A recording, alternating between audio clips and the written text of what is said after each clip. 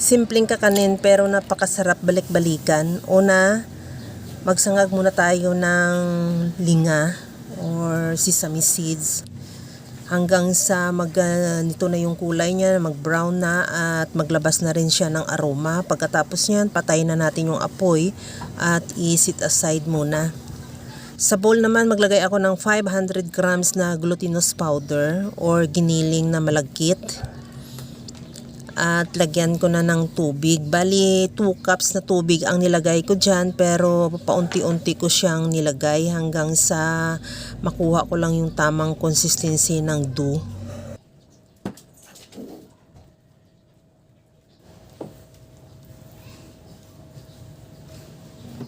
Pagka ganito na yung ating dough na hindi naman siya masyadong dry o matigas at hindi naman sobrang lambot, tamang-tama lang, okay na to.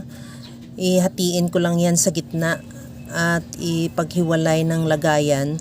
Ang kalahati lagyan ko ng food coloring na violet.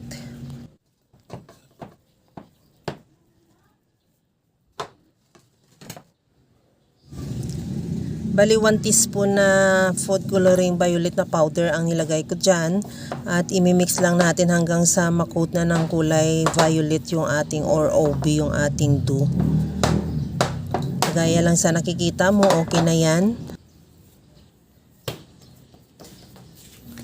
Gamitan ko lang yan ng 1 tablespoon na scooper at scoop ko yan at saka bilugin. Ganon din yung violet or yung OB flavor.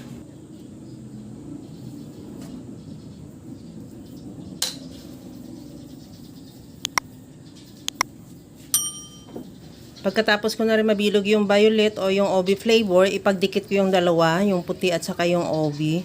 Pagkatapos yan, bilugin ko ulit at saka ipa-flatten. At lagyan ko ng cheese, na nag-slice na rin ako ng cheese at i-cover ko yan siya ng ating dough.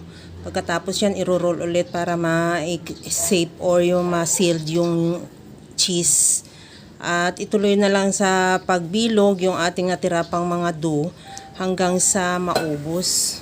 Pagkatapos niya sa isang bowl, nilagay ko na yung aking sinangag na linga or sesame seeds at nilagyan ko na rin ng niyog at asukal at ihalo.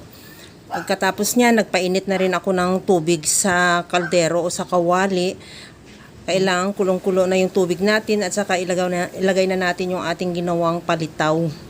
At antayin na lang yan na lumutang. Pagka lutang yan, ibig sabihin luto na yan.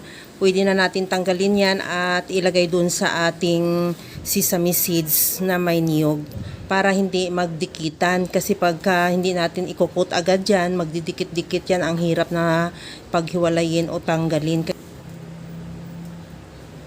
Okay na tong ating napakasarap na kakaning palitaw. Ready to serve na. Hanggang sa muli mga kalasa. Thank you for watching. Bye-bye!